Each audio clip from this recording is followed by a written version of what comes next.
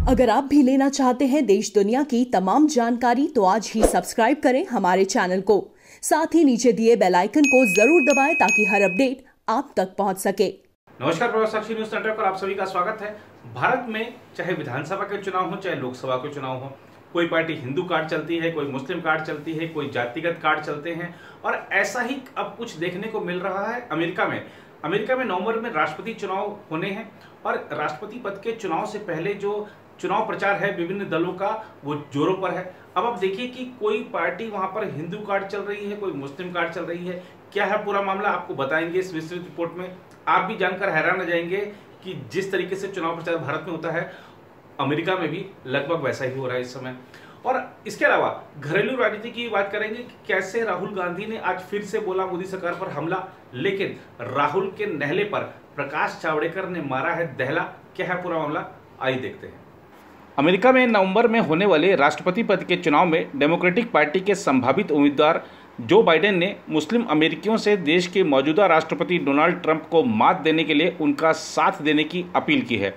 राष्ट्रपति चुनाव से पहले मुस्लिम मतदाताओं को लामबंद करने के लिए आयोजित एक ऑनलाइन शिखर सम्मेलन में उन्होंने यह अपील की।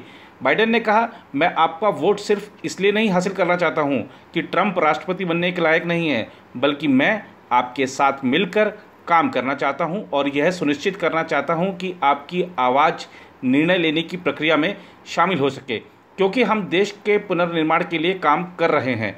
बाइडेन ने ट्रंप प्रशासन द्वारा मुख्य रूप से कई मुस्लिम देशों के यात्रियों पर प्रतिबंध के फैसले को घृणित बताते हुए इसे पलटने की प्रतिज्ञा को दोहराया। बाइडेन ने कहा, मुस्लिम अमेरिकियों की बातें हमारे समुदाय और हमारे देश के लिए महत्व रखती हैं। हम सभी जानते हैं कि आपकी आवाज़ को हमेशा पहचान नहीं दी गई और ना ही उसे प्रतिनिधित्व दिया गया। उधर अमेरिका के राष्ट्रपति पद के नवंबर में होने वाले चुनाव में रिपब्लिकन पार्टी के उम्मीदवार और मौजूदा राष्ट्रपति डोनाल्ड ट्रंप के समर्थन में आयोजित हिंदूज फॉर ट्रंप रैली को रिकॉर्ड संख्या में 1 लाख से अधिक भारतीय अमेरिकियों ने देखा। Trump victory India American finance committee के उपाध्यक्ष अल मैसन ने रविवार को डिजिटल रैली को संबोधित करते हुए कहा कि पिछले 6 महीने का उनका अनुसंधान बताता है कि 1992 से राष्ट्रपति पद के चुनाव में डेमोक्रेटिक उम्मीदवार के लिए मतदान करते आ रहे भारतीय अमेरिकी पहली बार रिपब्लिकन उम्मीदवार का समर्थन कर रहे हैं। मैसन ने अमेरिकन फॉर हिंदू द्वारा आयोजित Hindus for Trump digital rally को संबोधित किया।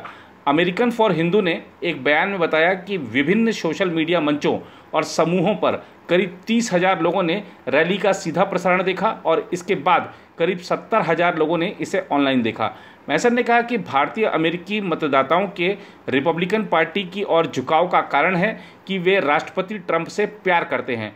उन्होंने कहा, जब पिछले सितंबर में हाउडी मोदी कार्यक्रम हुआ था तब पूरी दुनिया कश्मीर के बारे में बात कर रही थी। उस समय केवल राष्ट्रपति ट्रंप में ह्यूस्टन में रैली करने की हिम्मत थी और उन्होंने एक बार भी कश्मीर शब्द का जिक्र नहीं किया। उन्होंने भारत के आंतरिक मामलों में कभी हस्तक्षेप नहीं किया। मैसन ने वास्तविक नियंत्रण रेखा पर भारत और चीन के बीच हिंसक गतिरोध का स्पष्ट रूप से जिक्र करते हुए कहा कि दूसरा कारण यह है कि ट्रंप चीन के खिलाफ और भारत के समर्थन में खड़े हुए। इस दौरान अमेरिकन फॉर हिंदू ने चुनाव में राष्ट्रपति ट्रंप का समर्थन करने की घोषणा की। अमेरिकन फॉर हिंदू के सह संस्थापक और सह अध्यक्ष राज भयानी ने कहा, हम राष्ट्रपति ट्रंप के समर्थन में अधिक से अधिक भारतीय अमेरिकियों के मत हासिल करने के लिए तन मन और धन से काम करेंगे। उधर अगर घरेलू राजनीति की बात करें तो कांग्रेस के पूर्व अध्यक्ष राहुल गांधी ने कोरोना वायरस संक्रमण के मामलों में लगातार हो रही बढ़ोतरी को लेकर मंगलवार को सरकार पर निशाना साधा और कटाक्ष करते हुए कहा कि नमस्ते ट्रंप कार्यक्रम राजस्थान में सरकार गिराने की कोशिश तथा कई अन्य कदमों से आज देश कोरोना के खिलाफ लड़ाई में आत्मनिर्भर हो गया है। राहुल गांधी ने ट्वीट किया, कोरोना काल में सरकार की उपलब्धियां। फरवरी में नमस्ते ट्रंप, मार्च में मध्य प्रदेश में सरकार गिराई, अप्रैल में मोमबत्ती जलवाई, मई में सरकार की 6वीं सालगिरह, जून में बिहार में वर्चुअल रैली और जुलाई में राजस्थान सरकार गिराने की कोशिश। कांग्रेस नेता ने तंज कसते हुए कहा, इसीलिए देश कोरोना की लड़ाई में आत्मनिर्भर है। राहुल के नहले पर दहला मारते हुए केंद्रीय सूचना और प्रसारण मंत्री प्रकाश जावड़ेकर ने भी राहुल गांधी के अंदाज में कांग्रेस की हर महीने की अलग अलग उपलब्धियां गिनवाई, जिनमें शाहीन बाग से लेकर राजस्थान की लड़ाई तक शामिल है। केंद्रीय मंत्री प्रकाश जावड़ेकर ने ट्विटर पर लिखा कि राहुल गांधी जी, आपने पिछले 6 महीने की उपलब्धियों जो हासिल की हैं उन पर ज़रा ध्यान दें। फरवरी, शाहीन बाग और दंगे। मार्च, ज्योतिरादित्य सिंधिया और मध्य प्रदेश को गंवाना। अप्रैल, प्रवासी मजदूरों को उकसाना।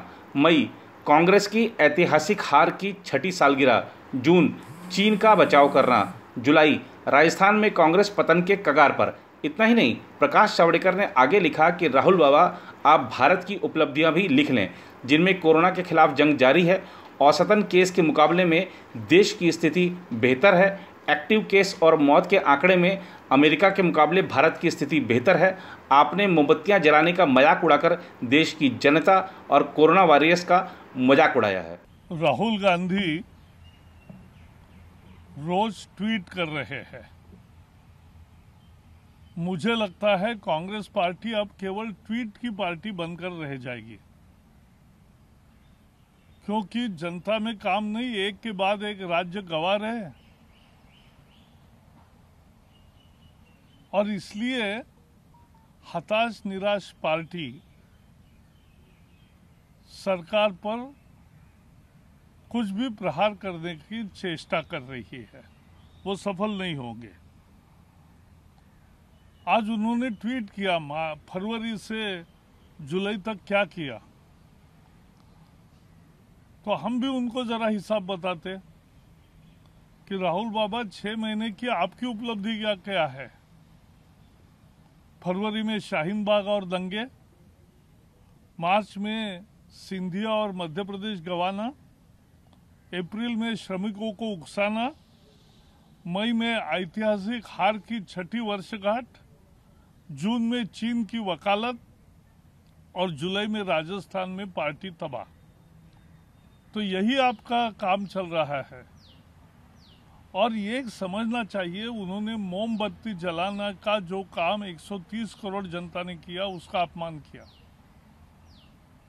मोमबत्ती जलाना कोरोना वॉरियर्स का संबल बढ़ाने के लिए था, और ये कोरोना वॉरियर्स का भी अपमान है, कोरोना योद्धाओं का भी अपमान है, और साथ ही साथ ये जनता का भी अपमान है। उधर अगर कोरोना वायरस की बात करें तो भारत में इसका प्रकोप लगातार बढ़ रहा है। आप देखिए कि पिछले 24 घंटे में 37,000 से ज्यादा नए मामले सामने आए, जिसके बाद कुल संक्रमितों की संख्या 11,55,000 के भी पार चली गई है। मृतकों की बात करें तो अब तक 28,000 से ज्यादा लोगों की मौत हो चुकी है कोरोना संक्रमण से। वहीं अगर बात करें स्वस्थ होने की दर की, तो अगर हम दुनिया में देखें तो भारत में जो स्वस्थ होने की दर है वो सर्वाधिक है, 63% के आसपास है। ये एक कम से कम राहत की बात है।